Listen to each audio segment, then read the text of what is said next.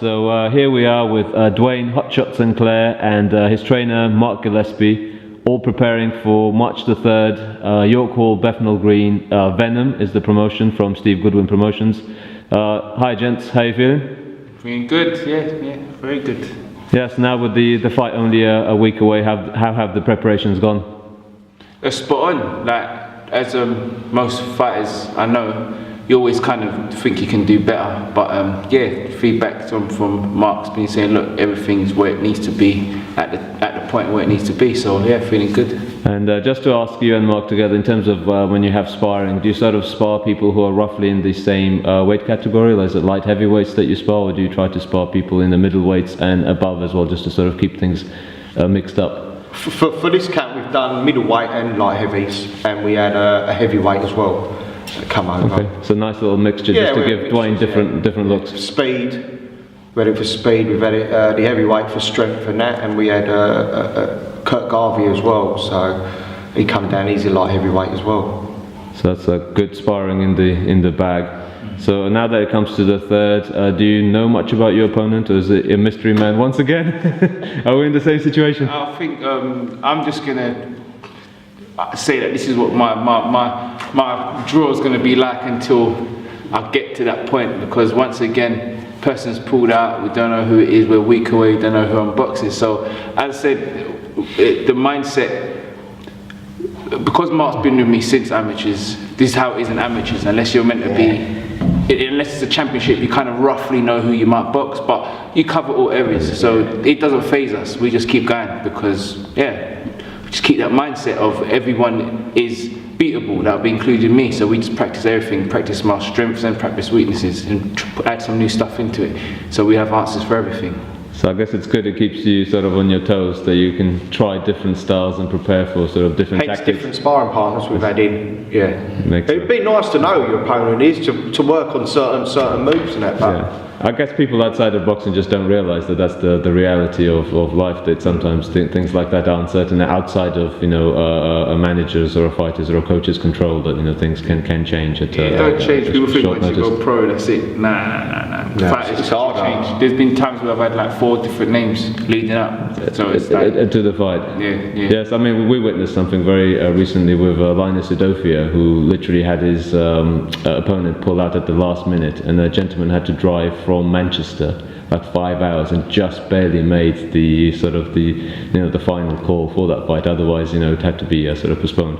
So I guess I'm sure it's very frustrating when something like that happens, but I guess, you know, credit to people who are willing to sort of accept the challenge at the last minute. Well, yeah, credit to him for driving 5 hours and jumping in the ring. Yeah, all the way down. So in terms of Duane, you sort of finished your last opponent, I do remember, at the O2 Indigo. It was a massive overhand right that you know, shook your opponent right to the core. Yeah, that was a hell of a shot. So do you have like a favorite shots, like a knockout shot that you sort of, you know, like to go for when you know that? I just try to be accurate, look for the openings, try not to waste shots, because sometimes you can get sloppy. But not even sloppy, throw too many. That's what I've been known to do, is throw too many. So it's kind of just tidy it up a bit and just be accurate, and whatever lands. So you couldn't say, oh yeah, look, watch out for his left hook, watch out for his overhand right or uppercut, because I'm trying to throw shots properly.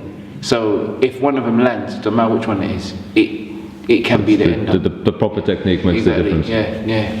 So leading into that, in terms of, did you manage to catch the George Groves versus Cris Eubank Jr. fight recently? Yeah. And what are your opinions on that? What did you guys think? That was exactly what I knew was going to happen. No disrespect to any of them, well, to Eubank, but I've seen George Groves in amateurs coming up, and we know what he's capable of.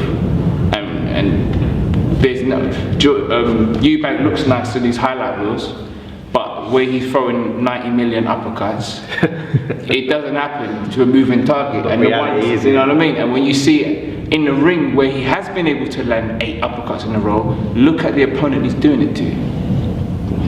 I'm sorry, I'm not saying you can't land shots to me, but I hope that it can't be more than 2 of the same shot in a row. If you're landing the 3rd and 4th of the same uppercut, I've got some thinking to do whether or not I should be boxing. What about my guard, or moving out the way? So in terms of a lot of the fights are for you adapting and reacting and reading what the opponent That's what it's is. all about. Come on, mate. And Groves, I've read some people things about, I don't know, saying it's a stinker, but to me, get the W. And Saunders put the blueprint down of how to beat Eubank, and that was all the way at British title level, and he hasn't changed. World title. That's why he's got that. He had the Australian world title, didn't he? Of course, yeah. The IPO, that's what he was. He built the Australian world champion, and that shows it.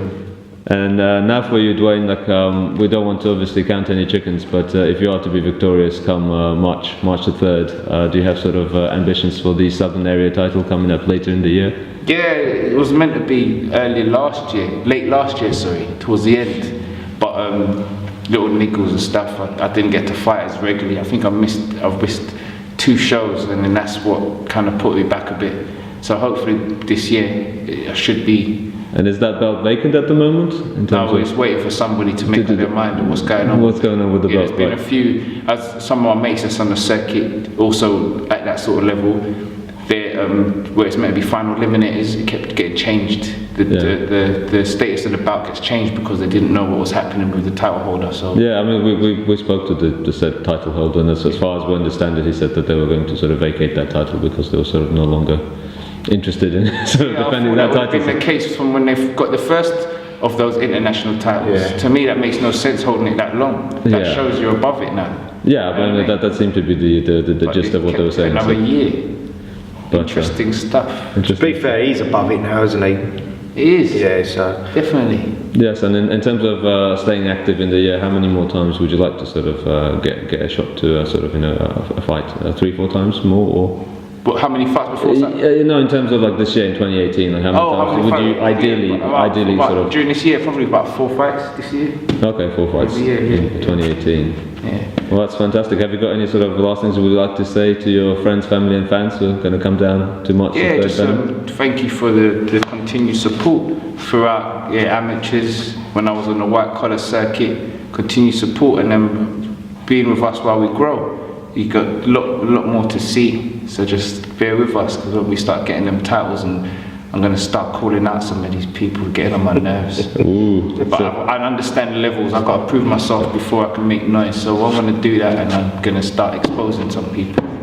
So the journey continues, and for fans, stay tuned, right? Tune in. That's it. Great, thank you very much.